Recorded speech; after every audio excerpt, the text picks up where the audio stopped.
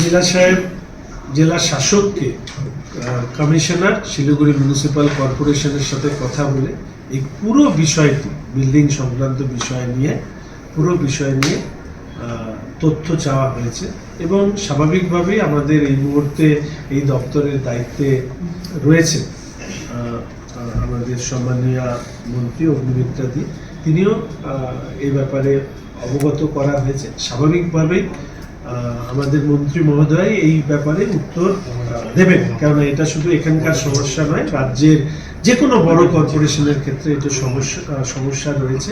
এই ব্যাপারে সরকারের পলিসি নির্দিষ্টভাবে তুলে ধরা হবে। শুধু একটি কথা আমি এক্ষেত্রে বলবো, নিয়ম সবার জন্য সমান, সাধারণ মানুষ হোক আর উচ্চবিত্ত মানুষ হোক। নিয়ম যিনি ভঙ্গ করেছেন তাকে আইনে যা প্রাবধান আছে তা সেই অনুযায়ী তিনি বা তার যে কনস্ট্রাকশন সেটাকে করতে হবে, নচেত ব্যবস্থা এই ক্লাস বেসড হবে না, অর্থাৎ বড় বাড়ি না ছোট বাড়ি সেটা দেখে হবে না, নিয়ম সবার জন্য এক, সেটাকে সরকার নিশ্চিত। আরেকটা জিনিস, প্রাতিষ্ঠানিক দুর্নীতি তার সবচেয়ে বড় উদাহরণ ভূমি রাজস্ব দপ্তরও রয়েছে। আমি শুধু একটা কথাই বলবো যে এখানে একটা দুর্নীতির বাস্তুতন্ত্র তৈরি হয়েছে। মাননীয় মুখ্যমন্ত্রী এই ব্যাপারে নির্দিষ্টভাবে বলেছেন যে এই দুর্নীতির বাস্তুতন্ত্রকে উৎখাত করা।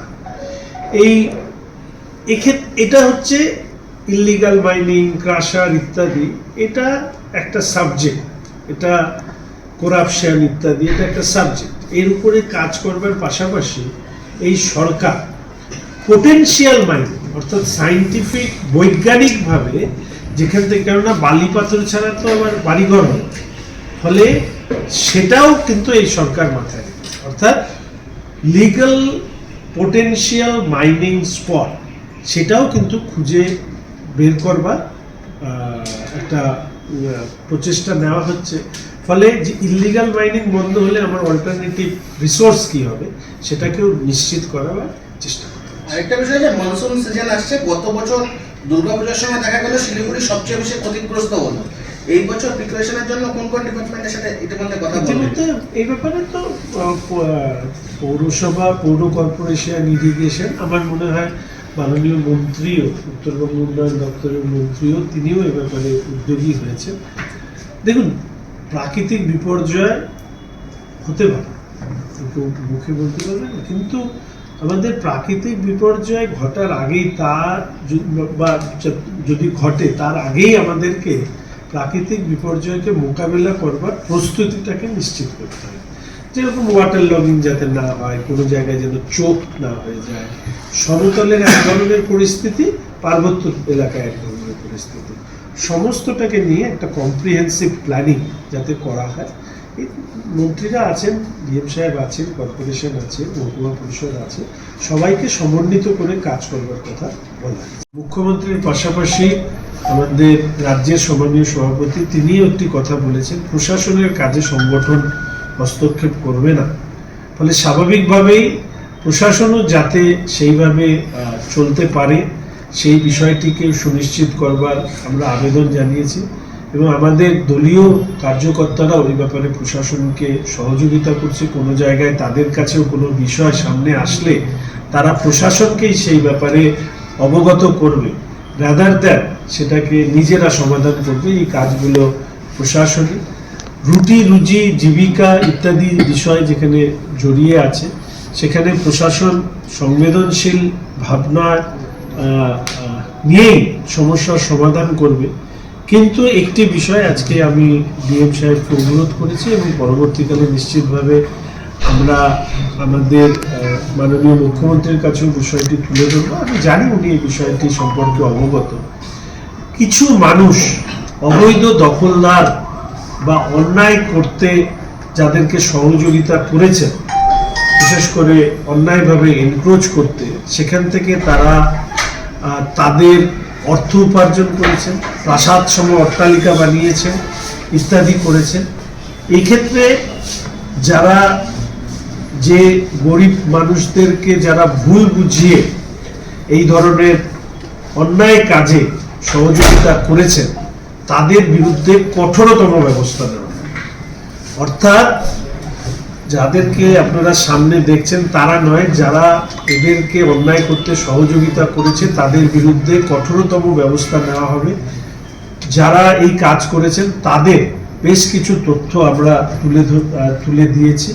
আর সাধারণভাবে মুখ্যমন্ত্রী যেটা বলেছেন, প্রত্যেক মানুষের কাছে আমি বলব যে কোনো ধরনের তোলা দিয়ে কোনো অন্যায় কাজকে দীর্ঘদিন এগিয়ে নিয়ে যাওয়া যাবে না। ফলে তোলাও যেমন দেবেন না, কোনো অন্যায় ব্যবস্থার অংশ হিসেবেও নিজেদেরকে প্রতিষ্ঠিত করবেন। তোলাবাজি সিন্ডিকেট রাজ চূড়ান্তভাবে বন্ধ এই রাজ্যে। এক্ষেত্রে পরবর্তীকালে বিধায়কের পক্ষ থেকে, প্রশাসনের পক্ষ থেকে আমরা নিশ্চিতভাবে একটি মেল আইডি সহ আরও কিছু ব্যবস্থা করব, যেখানে এই ধরনের ঘটনা ঘটলে সেখানে সরাসরি বিধায়ককে জানাতে পারবেন, প্রশাসনকে জানাতে পারবেন এবং টাইম টু টাইম এই বিষয়গুলোকে আমরা রিভিউ করব। এছাড়া আমরা একটি বলেছি যে রাজ্যের এবং কেন্দ্রের অনেক ধরনের প্রকল্পের সুবিধে যাতে সবাই পান সমভাবে, সেটাকে নিশ্চিত করার বিষয়টুকু আমরা বলেছি। এবং এর সাথে বেশ কিছু আলোচনা হয়েছে।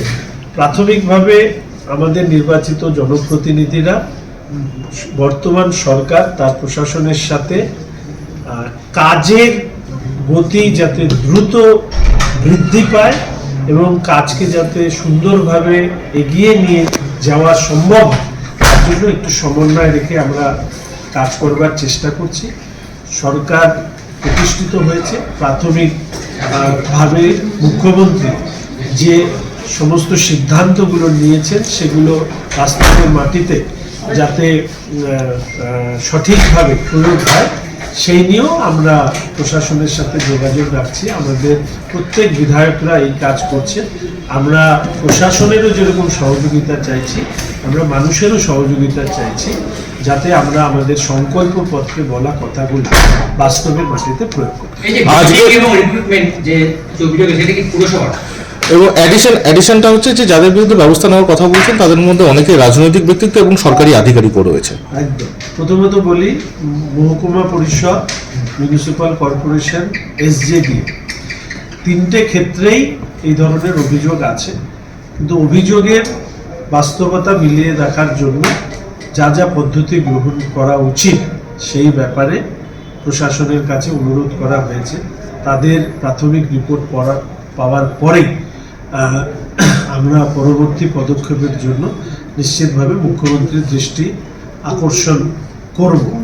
এবং এর পাশাপাশি যে কথাটা বলেছেন যে রাজনৈতিক নেতা হোক, সরকারি আধিকারিক হোক, পুলিশ আধিকারিক হোক, গত 15 বছরে এটা একটা একাংশের দুর্নীতিগ্রস্ত রাজনৈতিক নেতা, তৃণমূলের তো প্রায় বেশিরভাগটাই, কিছু অংশের সরকারি আধিকারিক, কিছু পুলিশ প্রশাসনের অংশ, এরা একটা মিলিত দুর্নীতির বাস্তুতন্ত্র গড়ে তুলে এই পশ্চিমবঙ্গটাকে রসাতলে পাঠিয়েছে। এদেরকে চিহ্নিতকরণ করা এবং আইনের আওতার মধ্যে আনার কাজ, সেটা নিশ্চিতভাবে এই সরকার। নানা ধরনের কন্টেন্ট দেখার জন্য লাইক করুন, শেয়ার করুন আমাদের ফেসবুক পেজ, সাবস্ক্রাইব করুন আমাদের ইউটিউব চ্যানেল। পাশাপাশি অন্যান্য ব্রেকিং নিউজের জন্য অবশ্যই চোখ রাখুন রিপাবলিক বাংলায়।